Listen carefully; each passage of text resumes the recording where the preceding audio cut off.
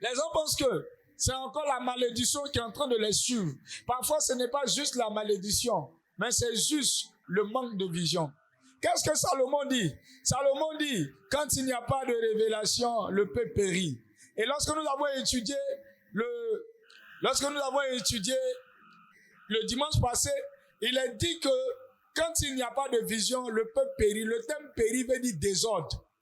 Le terme périt veut dire désordre. Quand les gens n'ont pas de vision, ils vivent dans le désordre.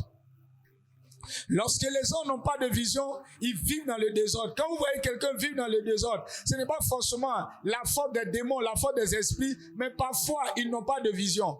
Celui qui vit généralement dans le désordre est quelqu'un qui n'a pas de vision de la vie. Il n'a pas de vision. Donc il est important que tu puisses découvrir la vision de Dieu pour ta vie. Alors, ce matin, nous allons voir le point numéro 1 de savoir qu'est-ce que c'est qu'une vision. Le point numéro 1, la vision, c'est la capacité de voir ce qui est invisible afin de l'amener à l'existence. Donc la vision, c'est ta capacité de voir ce qui est invisible et de l'envoyer à l'existence. C'est-à-dire quoi? Pendant que tu es là, tu vois quelque chose, mais dans l'invisible. Donc l'accomplissement de la chose, c'est d'envoyer cette chose-là à l'existence. Il y a certaines personnes ici qui ont des voitures de rêve, qui ont des maisons de rêve. C'est parfois une vision. Tu es là, tu vois le type de maison dans lequel tu voudrais dormir jusqu'à ce que tu quittes la terre. Tu vois le type de voiture que tu aimerais avoir. C'est aussi un type de vision. Mais le travail, c'est de pouvoir la mener maintenant à l'existence. Cette voiture-là, elle existe dans ton esprit. Mais il faut que tu l'amènes à l'existence. La maison dont tu veux construire, si on veut regarder bien dans ta tête, elle existe. Mais maintenant, il faut que tu sois capable d'amener cette maison à l'existence. À l'existence. Donc la vision, c'est la capacité de voir ce qui est dans l'invisible, afin de pouvoir l'amener à l'existence. Ce que nous réalisons, c'est ce que nous avons vu. Vous ne pouvez pas réaliser ce que vous n'avez pas vu. Et dans la méthode de Dieu, dans les règles de Dieu, quand Dieu veut accomplir quelque chose, il prend le temps d'abord pour vous le montrer. Vous ne pouvez pas réaliser quelque chose si vous ne l'avez pas vu. Vous pouvez peut-être le voir physiquement, mais par contre, vous devez avoir la capacité de le voir dans l'invisible. Ce que vous ne voyez pas, c'est ce que vous ne réalisez pas.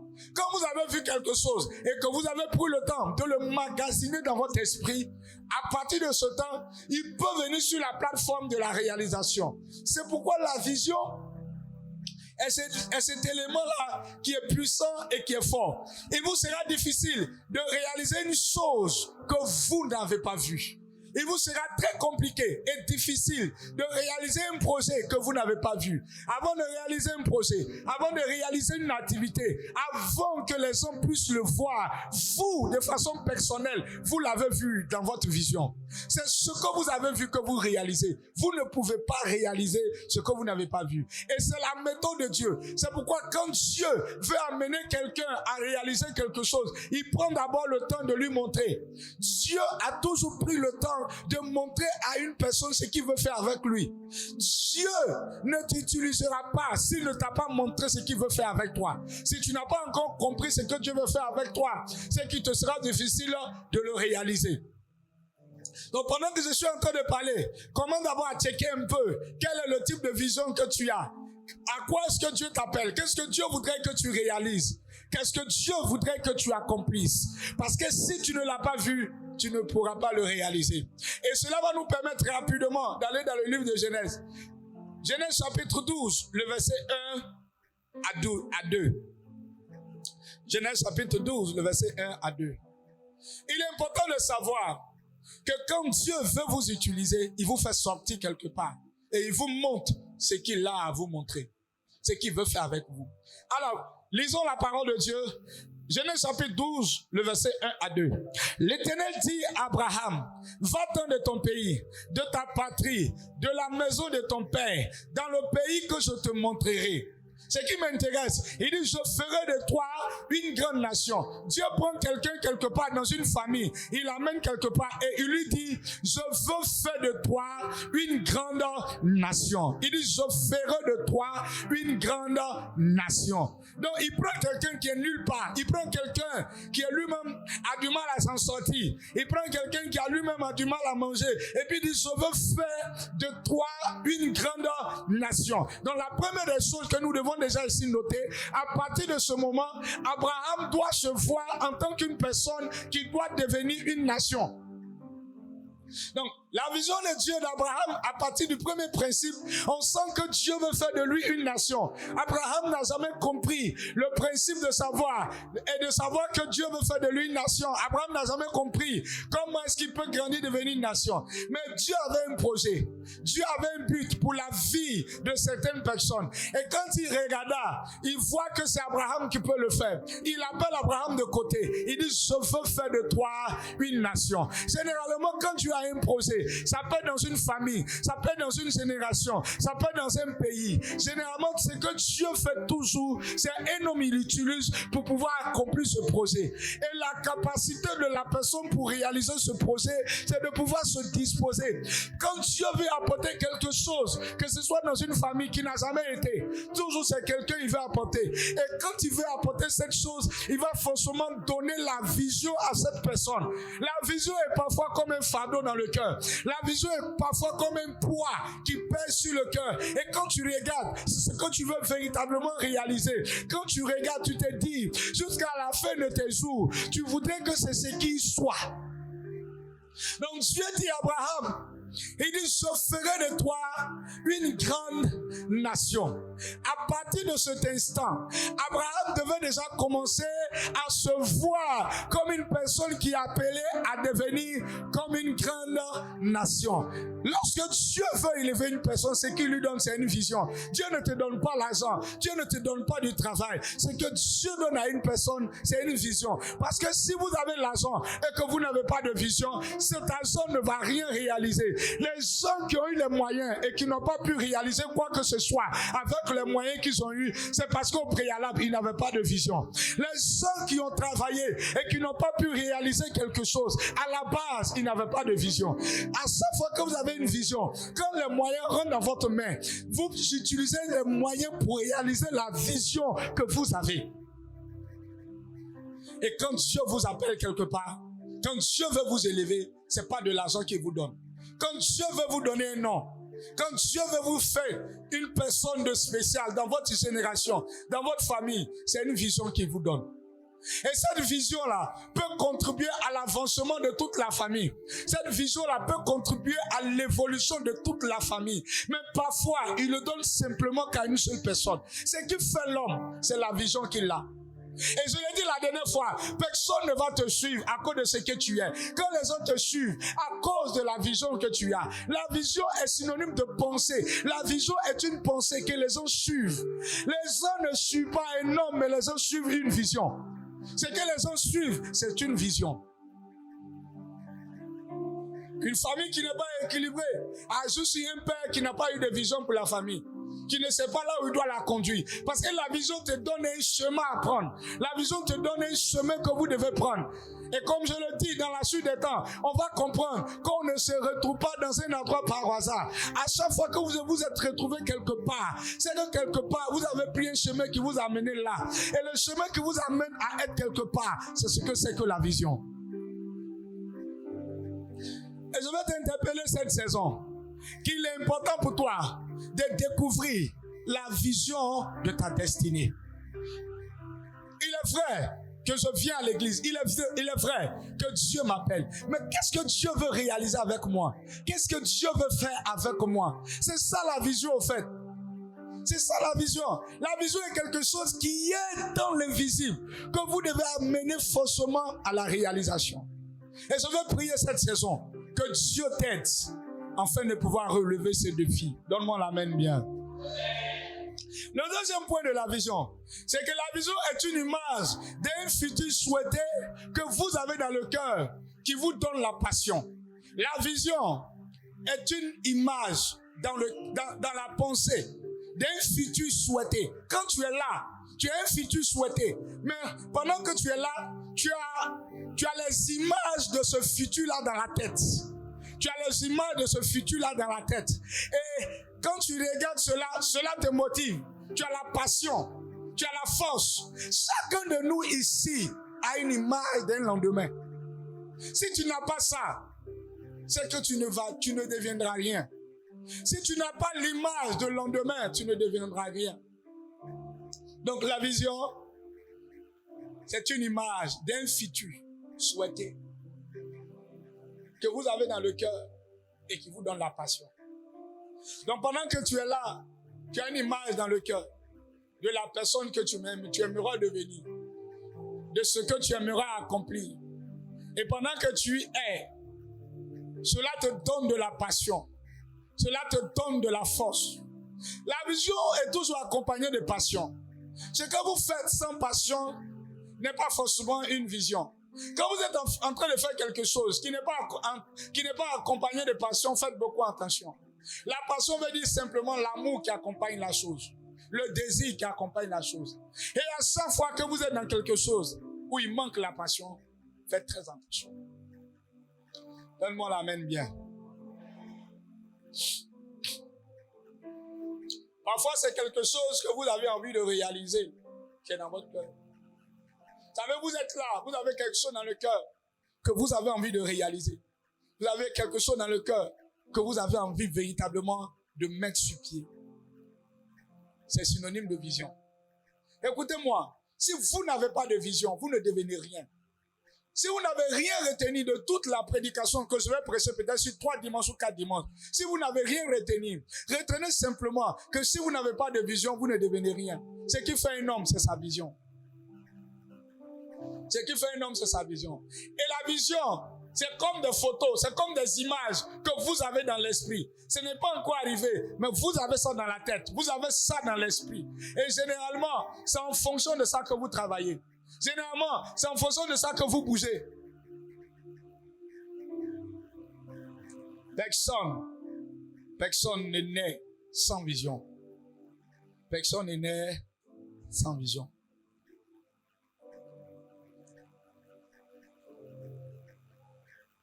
Parfois, la vision, quand même bien, c'est le travail ou c'est quelque chose que vous devez accomplir. Souvent, vous êtes prêt à le faire sans argent. Il y a des gens qui ont des visions qui sont prêts à le faire sans argent. Donc, sachez une chose, que ce que l'on devient, il le devient par la vision. 3. La vision est la mission de Dieu que vous devez accomplir. La vision, c'est quoi? C'est la mission de Dieu que vous devez accomplir. Chacun de nous ici est en mission. Le problème, c'est que vous pensez que vous n'êtes pas en mission. Mais la vision, c'est quoi? C'est la mission de Dieu que vous devez accomplir.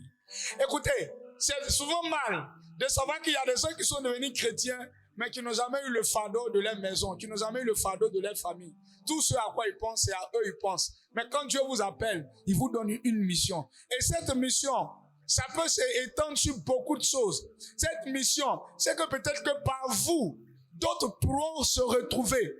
Peut-être que par vous, vous allez mettre une petite entreprise sur pied. Et au travers de cette entreprise-là, des gens ont du travail. Et quand les gens ont du travail, il est vrai qu'on vous dit PDG, mais au-delà de ça, vous êtes en train d'accomplir la vision de Dieu. Écoutez-moi, même si vous êtes en train de travailler quelque part aujourd'hui, s'il n'y a pas quelqu'un qui avait eu la force de mettre cette entreprise sur pied, tu n'allais pas avoir ce petit boulot que tu as aujourd'hui qui peut te donner ce petit salaire, que tu es en train de penser que tu le mérites. C'est quelqu'un qui a eu la vision. Et le fait qu'il met cette vision sur pied, ça te permet d'avoir un salaire à la fin du mois. Ça te permet de pouvoir payer ton loyer.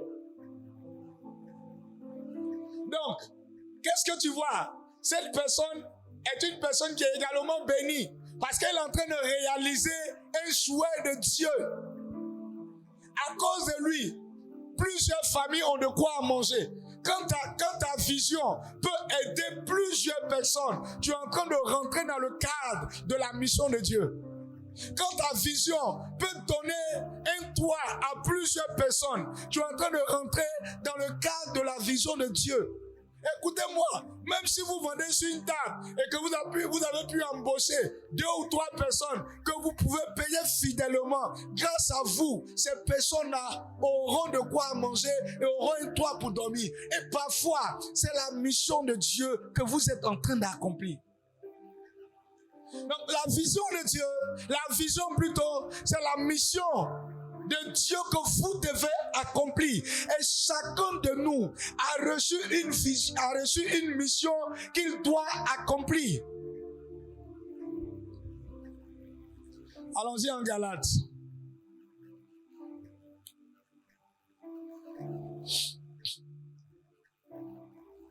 Allons-y en Galates. Galates chapitre 1, verset 15. Alors, pendant qu'on passe en Galates, sachons que d'abord, une mission c'est quoi? La mission c'est l'ensemble des tâches qui sont données à une personne qu'elle doit accomplir. La mission c'est quoi? C'est l'ensemble des tâches données à une personne qu'elle doit accomplir. Donc quand on dit une personne a une mission, Galates chapitre 1, le verset 15, j'y viens. Lorsqu'on parle de mission, on parle de tâches qui vous sont assignées. Alors, permets-moi de demander à ton voisin, est-ce que tu sais qu'il y a des tâches qui t'ont été assignées depuis le royaume de Dieu? Pose la question à ton voisin pour moi. Et ton voisin dit quoi? Ton voisin ne sait pas. Mais c'est vrai, ton voisin ne sait pas en vérité qu'il y a une mission qui lui a été confiée depuis le royaume de Dieu, depuis le jour qu'il était dans le ventre de sa mère. Ton voisin ne sait pas que Dieu lui a confié des responsabilités qu'il devait venir accomplir sur la terre des hommes. Mais malheureusement, quand il vient, il veut vivre comme il veut. Il veut faire ce qu'il a envie de faire. Or, avant que tu ne sortes du ventre de ta mère, Dieu avait préparé une mission pour toi que tu devais accomplir. Et écoutez-moi, ce que vous ne savez pas, c'est qu'au soir de votre vie, vous allez rendre compte à Dieu de ce que vous aurez accompli sur la terre. Vous ne savez pas, mais au soir de votre vie, vous allez rendre compte à Dieu de ce que vous devez faire, que vous n'avez pas fait. Et l'un de ces témoignages, c'est ce que Jésus a donné dans la parabole des talents. Jésus a donné la parabole des talents de dire qu'il y avait un monsieur qui devait voyager. Il appelait tout son personnel et il a partagé des talents à certaines personnes. À d'autres, il a donné 5. À d'autres, il a donné 4. À d'autres, il a donné 3. Jusqu'à ce qu'il puisse donner un à l'autre. Et alors, après plusieurs temps, le maître de la maison revient. Et il demande maintenant des comptes. Il dit, venez me faire les comptes. Et l'autre vient. Il dit, maître, tu m'as donné 5 talents. Voici, j'ai travaillé. J'en ai eu 10. Il dit, entre dans la maison de ton maître.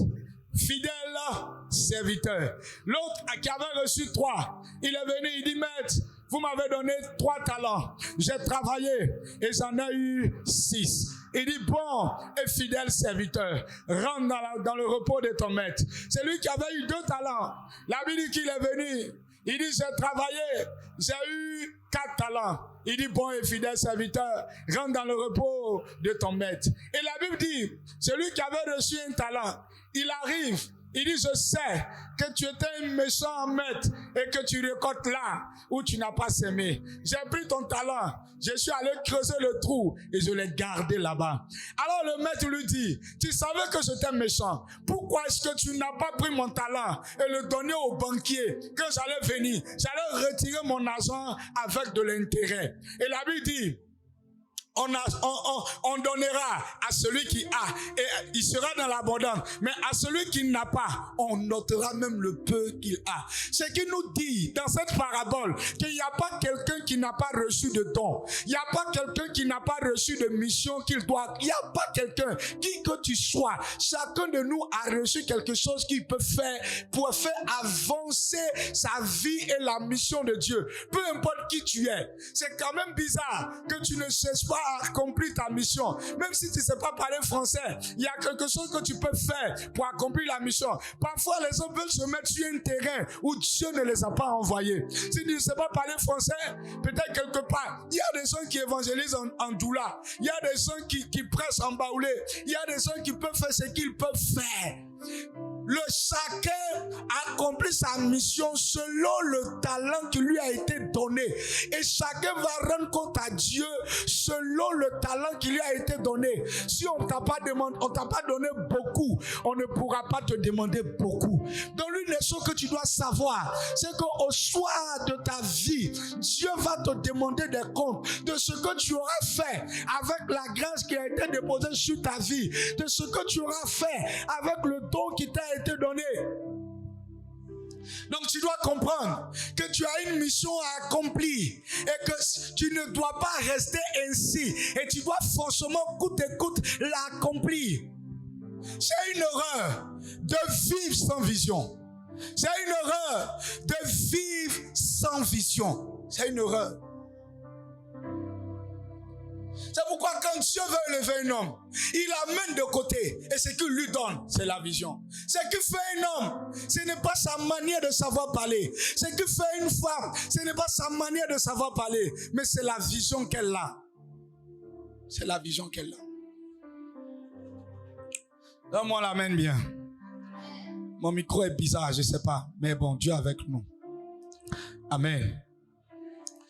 Ce qui fait un homme, Galates 1, verset 15. Il dit, mais lorsqu'il plut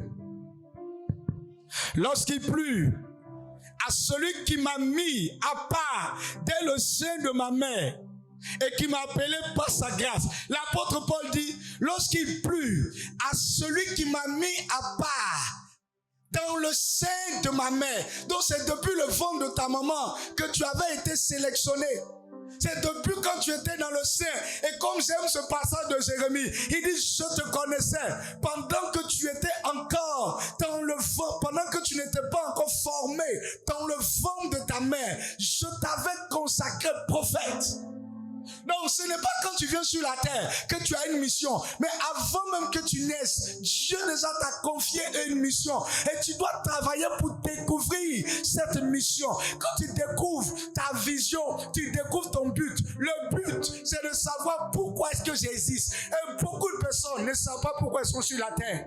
Et c'est pourquoi tu ne sauras d'aucune utilité pour ta génération. C'est pourquoi tu ne sauras d'aucune bénédiction pour ta génération. Parce que tu ne sais pas ce pourquoi tu existes. Quand tu découvres ce pourquoi tu es dans la famille, tu commences à être une bénédiction. Quand tu découvres ce pourquoi Dieu te donne toi de l'argent et pas aux autres, tu sais pourquoi tu existes.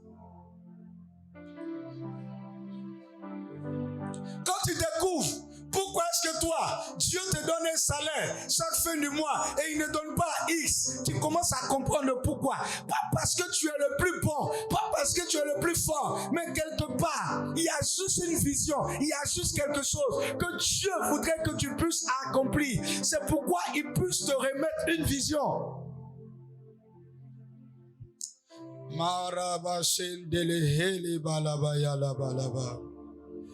Il dit, mais lorsqu'il plut, qui est en train de parler? L'apôtre Paul. L'apôtre Paul est celui-là qui a persécuté l'église. Il a persécuté. Le jour qu'ils ont attrapé Étienne, la Bible dit qu'il était là. Quand ils ont tué Étienne, il était content. La Bible dit qu'il a pris son habit et il a commencé à fêter. Je parle de l'apôtre Paul. À cette époque, on l'appelait encore l'apôtre Saul. Mais il ne savait pas que quelque part, Dieu l'avait préparé pour qu'il fasse partie des disciples de Jésus. Quand ça a commencé à se démontrer à lui, c'est là qu'il dit, je ne savais pas que depuis le ventre de ma mère, j'ai été préparé. C'est pourquoi je suis en train de dire à certaines personnes, c'est pourquoi quand vous êtes en train de prêcher l'évangile, faites attention. La prostituée que tu es en train de voir dehors peut devenir demain pasteur et prier pour des gens et leurs vies seront sauvées. Il est vrai que peut-être que la personne est en train de faire aujourd'hui ce que tu ne sais pas. Mais peut-être que quelque part, Dieu l'a positionné. Et parfois, l'expérience de la vie que nous avons menée nous amène à bien faire la chose. Tu sais pourquoi parfois je suis tellement sérieux? Parce que je ne viens de nulle part. Je n'ai pas un parcours excellent. Je ne viens de nulle part. Qu'est-ce qui va m'amener à commencer à faire l'œuvre de Dieu comme si je méritais quelque chose? Qu'est-ce qui va m'amener à faire l'œuvre de Dieu comme si j'étais vraiment celui-là? Oh non, c'est moi. Je sais que je suis de nulle part. Et Dieu m'a pris et il m'a donné ça. Ça me permet d'être véritablement sérieux et de ne pas plaisanter avec. Plaisanter. C'est pourquoi parfois, les gens qui ont eu des moments un peu bizarres dans leur vie, quand Dieu les appelle, ils deviennent sérieux. Imagine un jour quand Dieu prend un brigand et le brigand donne sa vie à Dieu. Ces types de personnes deviennent véritablement sérieux et puis ils sont véritablement disciplinés. Pourquoi? Parce que quand ils voient de là où ils viennent, et que eux, ils ont été mis sur le chemin. Ils savent qu'ils sont des personnes. Comprends que ce qui élève un homme, c'est la vision.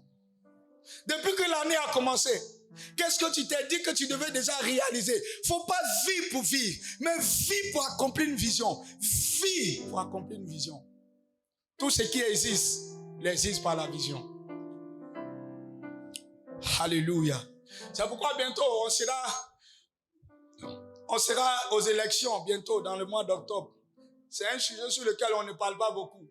On parle brièvement et puis on passe à côté. C'est un beau matin, tu vas voir 2 policiers là, des pasteurs, passe ici. Tu penses que tu parles. Dis sur nous. On a quelque chose à te dire là-bas. Tu allais faire quelques jours à la marque et puis tu reviens. Mais vous savez, pendant qu'on va commencer la campagne, les gens veulent voir qu'est-ce que tu as à dire. C'est ça la vision en fait. Alors, il y a des visions qui ne sont pas honnêtes. Alors, je peux dire, moi, quand je serai président, aucune femme n'ira au marché, aucune femme ne préparera. Aucune femme, je n'ai pas commencé par là, aucune femme ne va laver habits. Je vais mettre les machines à laver dans toutes les maisons parce que les femmes n'aiment pas laver habits. Tu apprends 10 femmes, il y a au moins 2 qui aiment laver habits, 2. Elles aiment se saper, mais elles n'aiment pas laver habits. Oui. C'est vrai ou c'est pas vrai? Elle va dire mes doigts. Voilà. Alors, si je vais être président, j'ai dit, si je suis élu président, voici ce qui va se passer. Aucune femme ne lavera habit. Wow! Au fait, ce que je suis en train de dire, je suis en train de parler de juste la vision. Ce que je vais réaliser. Mais parfois, ça, ce sont des visions qui ne sont pas de Dieu. Il y a des visions qui sont de Dieu et qui pèsent dans ton cœur. Quand tu veux dormir, tu as ce fardeau-là. Et la vision est comme un fardeau qui est dans le cœur. Ça peut être la vision. Il y a des gens qui ont la vision des orphelins. Il y a des gens qui ont la vision des orphelins. Eux là, ils veulent s'occuper des orphelins. Il y a des gens qui veulent s'occuper des veuves. Eux là, ce qu'ils veulent faire, c'est de pouvoir soutenir. Ils n'ont pas l'argent. Et je l'ai dit la dernière fois, j'ai parlé de cette dame que même la RTI a fait. Hey, mon protocole n'est pas venu aujourd'hui. Marie, envoie-moi les lotus là-bas, dedans là-bas. Oh, j'ai parlé de cette dame qui, comment on dit, que dans la RTI a fait un documentaire bref sur elle, qui dit qu'elle est au nord ici. Elle prépare la nourriture, elle amène ça au Maroc. Les enfants un peu vagabonds qui sont un peu dans les rues là, elle amène, et puis les gars sont en train de manger. Les gens sont en train de manger, et puis voilà, pour elle, et puis elle prêche un peu la parole. Pour elle, elle se dit que les enfants là, s'ils ont mangé, ils ne peuvent pas aller voler. Ça, c'est la vision, c'est ce que Dieu a mis dans son cœur. C'est ce que Dieu a mis dans, sinon moi ici. Il va finir de manger. Tant qu'il n'a pas encore volé, son âme n'est pas en paix. Parce que voler là, c'est ce qu'on appelle un dessert pour lui. Il a fini de manger, s'il n'a pas mis le dessert dessus, il n'est pas à l'aise. Donc il faut mettre le dessert dessus pour que ça descende. Mais quelqu'un qui a la vision, au fait, il ne regarde pas aux obstacles. Quand tu as la vision de quelque chose, tu ne regardes pas aux obstacles. Tu ne regardes pas combien de fois c'est difficile. Tu ne regardes pas combien de fois ça sera compliqué. Ce que tu as à faire, tu te jettes. C'est que tu as à faire, tu te jettes. Quand tu n'as pas la vision, c'est là que tu vois les difficultés. Tu vois, tu te dis, ouais, mais ça là, ça sera compliqué, hein? Ça sera difficile. Comme je suis en train de le dire, je dis bientôt, par la grâce de Dieu, on aura une autre Agnès. On va laisser l'église d'Azitophem ici, on va aller quelque part. C'est la vision que j'ai en train d'avoir. Mais tu sais pourquoi? Je sais que ça sera véritablement un niveau élevé. Mais puisque j'ai la vision, je ne suis même pas en train de regarder d'abord les complications. Si Dieu a permis que je vais et que ma tête coigne, j'ai revenu. Mais je sais une chose, quand la chose est de Dieu, d'après chez nous ici les Ivoiriens, ça ne tape jamais poteau. Quand c'est de Dieu, quand la chose est de Dieu, les débuts peuvent être faibles, les débuts peuvent être compliqués, mais ça réussit toujours. Ça réussit toujours. Donc il est important de savoir que ce que vous réalisez doit être la vision et ça doit être dans votre cœur. L'un des trucs qui essaie de me peiner un peu ces 2 jours au quartier, c'est que quand nous venons avec l'état de l'eau qui essaie de beaucoup bousculer le temple jusqu'à côté, ça vraiment fatigue mon esprit. Mais vu la vision que Dieu nous donne, Dieu veut encore mieux plus que ça. Dieu veut encore plus que ça. Donc je suis en train de préparer mon esprit pour qu'on puisse ouvrir un autre lieu. C'est une vision. Donc jusqu'à présent, comment ça va se passer là? Je ne suis pas en train de parler de ça. Je suis en train de dire dans mon esprit qu'on doit ouvrir un autre lieu. Tu es d'accord avec ça? Si tu es d'accord, acclame le Seigneur.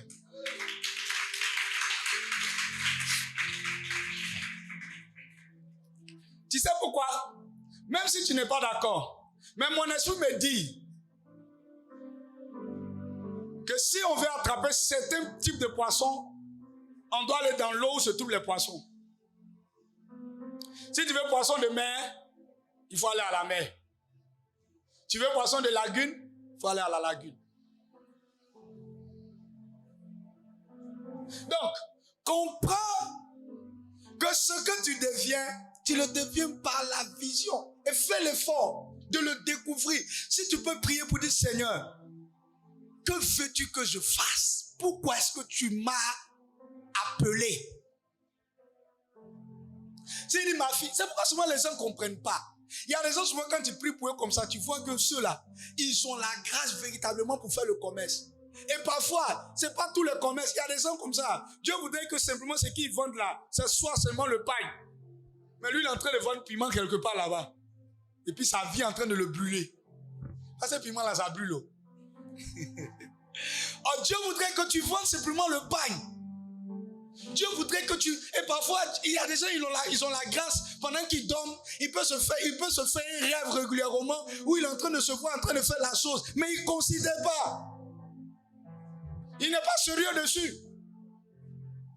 Il s'en fout. Dieu voudrait que c'est là que tu essaies de t'investir. Parce que c'est ce qui te donnera un nom.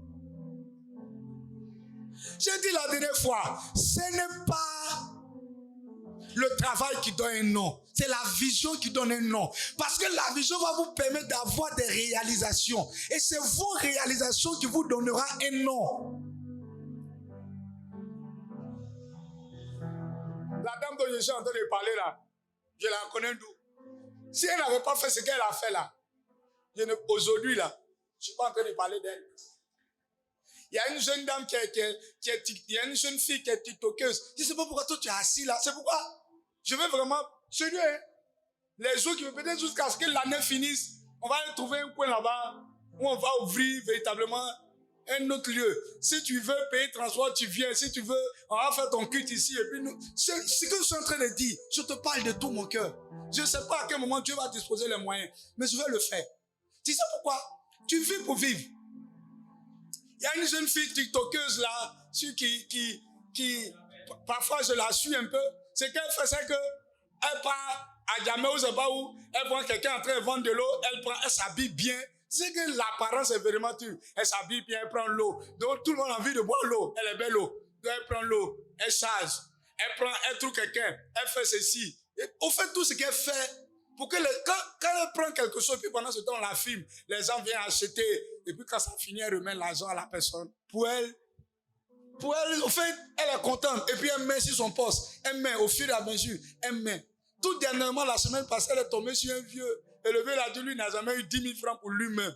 Cette parole est rentrée dans l'oreille des gens. Les gens ont soulevé cette affaire, le vieux là, la vie du vieux là a changé un coup. C'est parti d'une seule personne, une seule jeune fille qui a eu à cœur de vouloir juste aider les gens dans ce qu'ils font. Quand elle fait, elle ne prend pas de l'argent. C'est elle-même son argent qu'elle met. C'est elle-même son argent qu'elle met d'abord en bas. Parce que quand elle prend ton nom, elle finit de charger, quand ils ont fini, elle te remet ton argent et elle, tout ce qu'elle a, c'est les vidéos qu'elle a en retour qu'elle met sur son compte TikTok. Et aujourd'hui, mais comme je le dis toujours, on ne peut pas regarder dans la bouche de celui qui est en train de casser les graines d'arachide. Tu ne peux pas.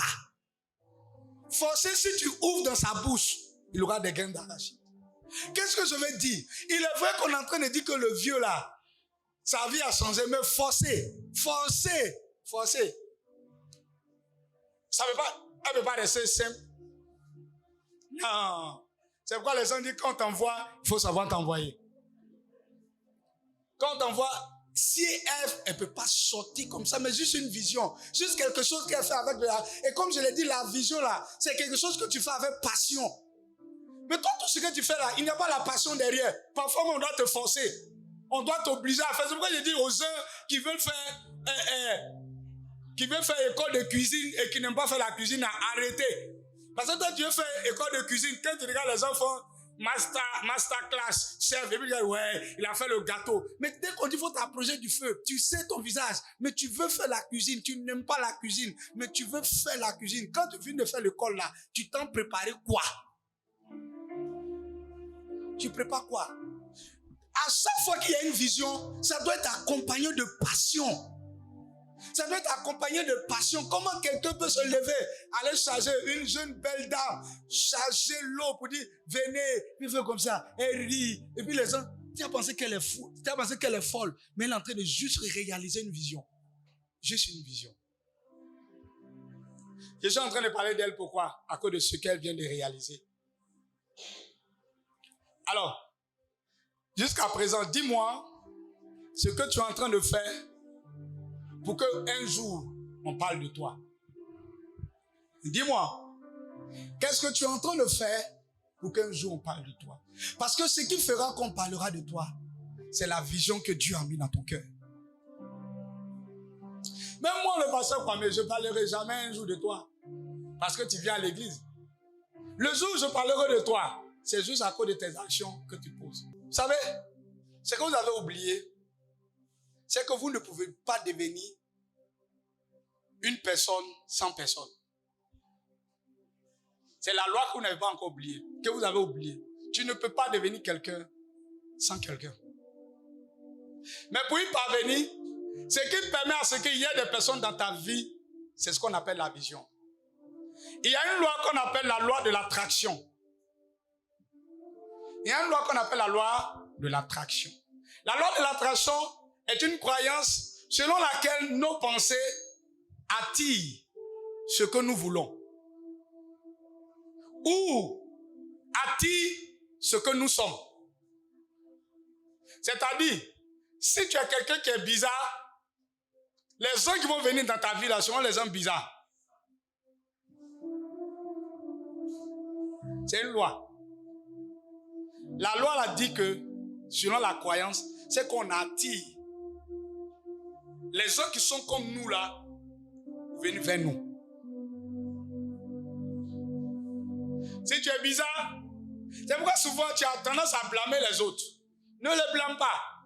Les gens avec qui tu as pu mieux marcher, vous avez compris. Et puis après, la personne a fait truc. Et puis tu dis non, moi à chaque fois, au fait, vous êtes la même chose. Oui. Parce que si vous avez pu vous entendre et marcher sur une longue période, tu n'es pas différent de lui. Si vous avez pu faire une longue période ensemble, un temps ensemble, tu n'es pas différent de lui. Donc la loi dit qu'on attire les gens qui sont comme nous à venir vers nous. Et quand ils viennent là, ils viennent nous enfoncer encore plus dans le trou. Donc, ce qui attire ces personnes-là, c'est ce que moi j'appelais la vision. Parce que quand vous avez une vision, cette vision-là va attirer le type de personnes qui ont la même vision vers vous. Ou parfois, des personnes qui pourront vous aider à accomplir la vision. Alors, imaginez que j'ai un salon de coiffure et que les hommes doivent venir apprendre. Qui viendra dans ce salon-là? C'est un maçon. Imaginez qu'un maçon se retrouve. Un jour, quelqu'un se retrouve, il vient un matin, patron, je vais apprendre. Tu vas apprendre à faire quoi? À faire la maçonnerie. Mais quand tu regardes ici c'est un lieu de maçonnerie. Donc, le salon de coiffure va attirer des personnes qui veulent faire la coiffure. Le salon de couture va attirer des personnes qui veulent faire la couture. Donc, la vision que vous avez va amener certains types de personnes vers vous. Et quand vous avez la vision va permettre à ce que les gens viennent. Parce que, écoutez-moi, ce que vous devez réaliser à vous seul, vous ne pouvez pas le réaliser. Il faut que Dieu amène des personnes étant déjà préparées pour vous aider. C'est pourquoi parfois quand vous vous retrouvez dans une équipe, vous pensez que vous êtes là par hasard. Parfois vous êtes venu prendre un niveau de connaissance qui vous aidera à aller de l'avant. Parfois vous venez prendre une force. Ce qui me fait, tu sais, quand les gens se retrouvent quelque part, ils pensent qu'ils sont là par hasard. Ils ne considèrent pas le fait qu'ils soient ici à cette heure et à cette période. Alors, la parole parle de Jésus-Christ, de savoir que Jésus allait de ville en ville, de village en village, et annonçait l'évangile. Et il y avait des gens qui l'accompagnaient. À la suite, vers la fin, la Bible, il y avait quelques femmes qui l'accompagnaient, qui le soutenaient. Avec quoi? La Bible dit avec leur bien. Mais l'introduction dit, ils allaient de village en village. Quand on lit le texte, on comprend que Jésus a pu partir parce qu'il y avait des gens qui le soutenaient. Donc si Jésus a eu besoin que des personnes le soutiennent pour qu'il puisse accomplir sa mission, ça veut dire quelque part, toi aussi tu auras besoin de soutien pour que tu puisses accomplir ce à quoi Dieu t'appelle. Mais ce qui amène ces gens-là, c'est pas le beaucoup parler. C'est juste la vision. Toi, parfois, tu as le projet, mais tu n'as pas la vision. Donc, quand tu as le projet là, tu vas voir quelqu'un pour qu'il puisse t'aider et il ne peut pas t'aider. Parce que tu n'as pas la vision. La vision va toujours amener des gens autour de toi pour pouvoir te soutenir. Écoutez, vous pouvez être coiffeuse. Et un jour, Dieu permet que vous coiffez une bonne personne dans la société qui est élevée. Et à partir de ce moment, cette personne-là devient votre amie. Et elle décide d'être avec vous. On va y parvenir. On va y parvenir. Le truc, c'est de savoir que la vision a besoin d'être soutenue. Votre destinée a besoin d'être soutenue. Et c'est ce qui fait que vous ne considérez pas les relations. Le meilleur trésor de la vie, le meilleur bien de la vie, ce sont les relations. Mais toi, jusqu'à présent, tu vis comme tu t'en fous. Tu vis comme tu veux. En fait, tu t'en fous des gens. Même quand tu viens à l'église, dès qu'on dit Alléluia, Amen, fier, tu es parti. Le pasteur même, tu ne le salues pas. Mais écoutez, il n'y a pas plus grande richesse que les relations. Connaître des gens dans la vie, ça résout des problèmes parfois que l'argent ne peut pas résoudre. Parfois, ce sont des personnes qui vous permettent de monter. Ce sont des personnes qui vous permettent de rentrer dans certains endroits où vous ne pouvez pas rentrer. Et si vous avez une vision, vous avez besoin des gens autour de vous aider. Écoutez, si vous voulez que vous ne voulez pas la vie, c'est vous qui êtes spirituel, hein. Et vous dites non, maintenant là, la vie, les gens sont corrompus. Avant que le concours est lancé, ils ont déjà... Écoute, tu es véritablement spirituel. Mais je vais te rafraîchir la mémoire. Écoutez, moi je suis pasteur et je suis à l'église ici. J'ai des jeunes garçons, j'ai des jeunes filles qui sont là. D'autres travaillent, d'autres ne travaillent pas. D'autres même là, ils travaillent, on ne voit rien. On ne sait même pas ce qu'ils font dans la vie. Et puis moi, un bon matin, j'ai une connaissance. Il dit, pasteur, vraiment la dernière fois vous avez prié pour moi. Aujourd'hui là, mon entreprise marche. J'ai besoin des travailleurs. Est-ce que tu en connais? Donc, d'aller m'arrêter, d'aller faire affiche. Et puis j'ai mis dehors pour dire, hey, vous qui cherchez travail là, venez. Vous venez me mettre sur TikTok. La première des choses que je vais faire, c'est de voir dans l'église ceux-là que je peux prendre pour aller travailler. Donc, si moi le pasteur, je peux faire ça. Donc, imagine celui qui est directeur là-bas, directeur de concours. Il lance concours et tous les membres de sa famille n'ont pas concours. Mais au fait, les gens spiritualisent tout, mais ça ne pourra jamais arriver. C'est pourquoi tu dois apprendre à te faire des relations. Parce qu'il y a des choses que ton intelligence ne pourra pas avoir. Il y a des jours où tu as la grâce. Mais si on ne t'ouvre pas la porte, tu ne peux pas rentrer. Tu ne peux pas rentrer.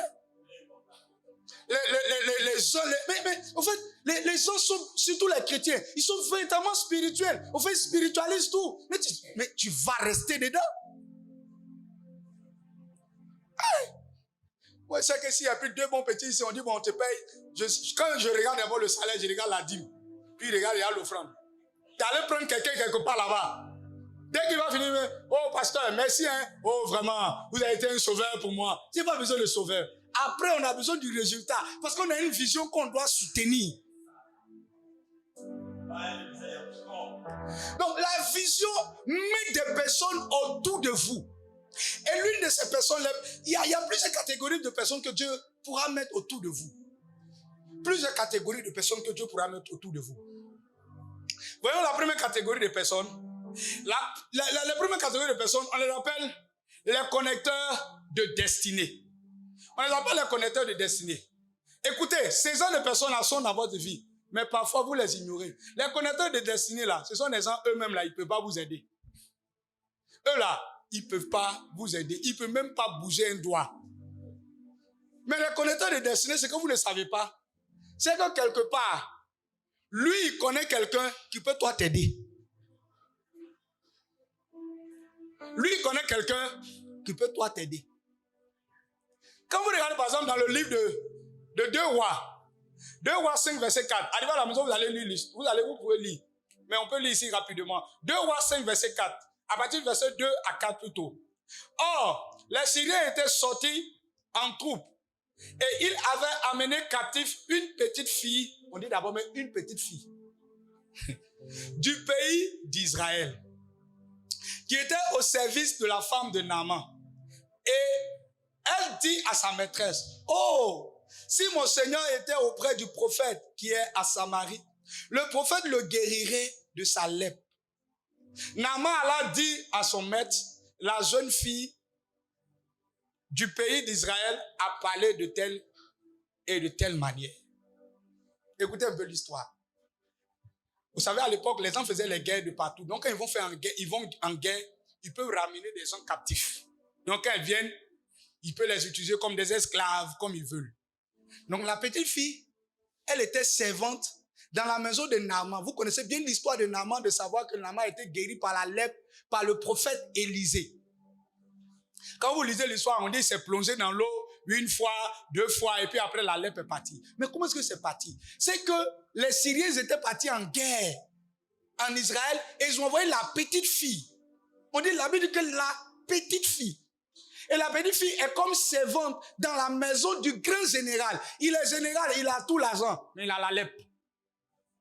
Or, la lèpre est une maladie contagieuse. J'ai dit 2 Rois 5, à partir du verset 1. Vous pouvez lire l'histoire. La lèpre est une maladie contagieuse. Or, on dit que le général était un homme fort. Mais à cause de la lèpre là, il avait quand même un certain truc en lui. Et puis un beau soir, la jeune fille dit à sa maîtresse, Il dit, si le vieux pouvait aller en Samarie là-bas, là, il y a un prophète. Il peut prier pour lui et il sera guéri de la lèpre. Il est grand, il a tout l'argent, mais il ne connaît pas le chemin qui mène au prophète. Il n'y a qu'une jeune petite fille qui est capable de dire, voici la voie où tu peux prendre pour recevoir ta guérison. Parfois, il y a des gens dans votre vie qui sont bizarres, mais eux, ils connaissent le ministre, mais toi, tu ne le connais pas. La servante du ministre connaît le ministre, mais toi, tu ne le connais pas. Mais toi, tu as pensé que c'est une simple servante. Tu as pensé que c'est un simple chauffeur. Mais il peut parler de toi à quelqu'un qui peut te donner ce que lui, il ne peut pas te donner. C'est pourquoi l'une des lois, des vérités qui vous permet d'accomplir votre vision, c'est la loi de connexion. Et qui amène des gens dans votre vie. C'est pourquoi n'apprenez pas à sous-estimer les gens que Dieu met autour de vous. Votre manière de prendre les gens ne vous permettra pas d'aller loin. Vous regardez les gens de haut en bas comme s'ils étaient de moins que rien. Mais tu ne sais pas qui Dieu peut utiliser demain pour t'aider. Il y a quelqu'un, tu connais quelqu'un, tu connais quelqu'un, tu connais quelqu'un et tu connais quelqu'un. Si on veut faire le parcours jusqu'à arriver à un certain moment, il y a des personnes que vous allez découvrir, de savoir que la relation peut être loin. L'autre peut appeler l'autre, et l'autre appeler l'autre, et l'autre appeler l'autre. Il y a des gens, on les a pris qu'on dit qu'ils vont en prison, simplement à cause d'appel. On appelle ici, au moins tu t'en rends compte, ils ont libéré le gars. Toi, avec tout ton argent, il y a des choses que tu ne pourras pas faire. Les connecteurs de destinée. Ouais.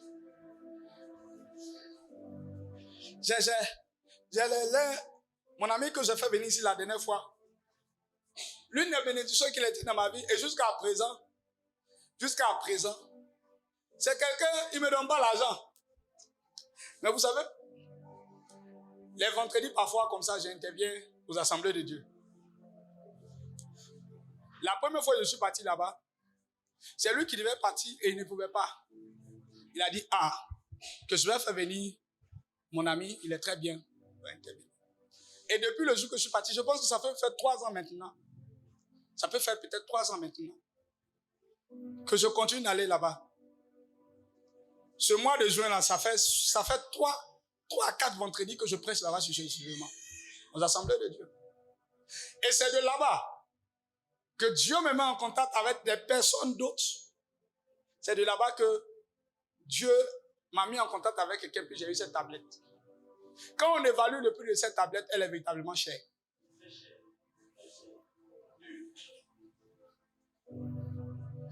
Il y a quelqu'un, tu connais quelqu'un qui peut te connecter et ça continue.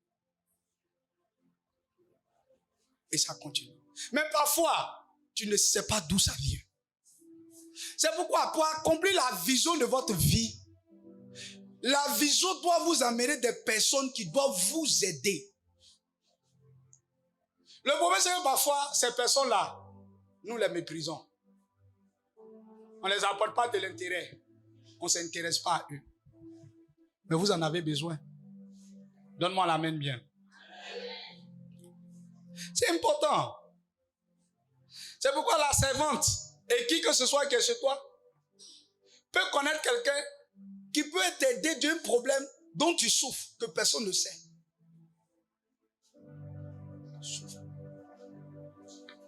Alors des personnes qui doivent venir dans votre vie pour réaliser la vision, ce sont des personnes qu'on appelle des personnes influentes. Il y a des personnes qui sont véritablement influentes. Quand ils arrivent dans votre vie, tout commence à prendre. Des personnes influentes. Écoutez, votre prière ne pourra pas toujours faire tout ce que vous voulez. Votre prière ne pourra toujours pas. Comment est-ce que je le sais? Joseph était dans la prison. Il avait tous les dons qu'il fallait. Il avait tous les dons qu'il avait. Il a fallu que Pharaon ait eu un songe. Joseph peut interpréter. Mais tu ne peux pas avoir accès au président si personne ne t'introduit. Il y a simplement, quand vous lisez le texte, il y a simplement l'homme de main de Pharaon. C'est lui qui connaissait Joseph et qui a dit, je veux me rappeler aussi de mon péché que j'avais commis. J'ai connu un homme qui était en prison, qui avait fait ceci, qui avait fait cela. Et c'est là maintenant, Pharaon va dire, allez-y maintenant me l'appeler. Il a fallu que ce soit celui-là qui est connecté à Pharaon, qui parle de Joseph à Pharaon. Donc souvent, hein, vous pouvez avoir l'onction, vous pouvez avoir le don, vous pouvez avoir la grâce. Mais si quelqu'un ne vous ouvre pas les portes, ne pouvez pas y parvenir. Si personne ne vous ouvre les portes, vous ne pouvez pas venir. Donc pour que vous rentrez quelque part et commencez à régner, il faut que quelqu'un vous ouvre la porte. Il faut que quelqu'un vous ouvre la porte. Donc le mec dit, ouais, c'est moi le pasteur, c'est moi, tant. Tant que personne ne vous introduise, vous ne pouvez pas venir. Donne-moi la main bien. C'est en cela, un jour, j'ai échangé avec mes filles, et puis je les ai dit un jour que la sauce seulement ne suffit pas. Ils ont ri un jour quand ils pensaient que je m'amusais d'un tout comme ça.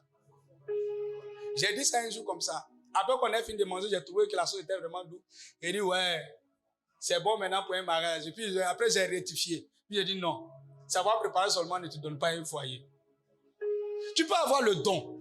Il y a des gens, ils ont don. Hein. Si vous partez généralement dans nos villages là, il y a des pasteurs là-bas, ils sont eux-mêmes. Ils ont l'onction fatiguée, mais personne ne les connaît. Oh. Tu as fait comment? S'il n'y a pas quelqu'un qui a pris sa caméra pour mettre sur toi, pour dire, bon, le vieux, il faut commencer à faire 1, 2, 3. S'il n'y a pas quelqu'un qui te présente, personne ne va te connaître. Si tu veux, il faut remuer ciel le terre. Personne ne va te connaître. Donc le fait que tu sais faire seulement ne suffit pas si Dieu n'amène pas des gens autour de toi pour t'aider. Et je prie cette saison que Dieu amène ces gens autour de toi pour te soutenir dans l'accomplissement de ta vision dans le nom de Jésus. Je ne sais pas ce que tu es sur le point d'accomplir. Je ne sais pas ce que tu es sur le point de réaliser. Mais je veux prier maintenant ce matin que Dieu amène des hommes et des femmes cette saison qui vont t'aider à aller de l'avant. Que Dieu amène des personnes pour te soutenir. Que Dieu amène des personnes pour te permettre d'aller de l'avant. De la même manière que ces femmes-là ont été une bénédiction pour la vie de Jésus. La Bible dit qu'ils ont soutenu Jésus avec leurs biens. Il y a des moments où Dieu amène des gens expressément dans ta vie. Eux, leur mission, c'est venu te soutenir. Eux, leur mission, c'est venu t'aider. Écoutez-moi, il y a ce type de personnes qui existent.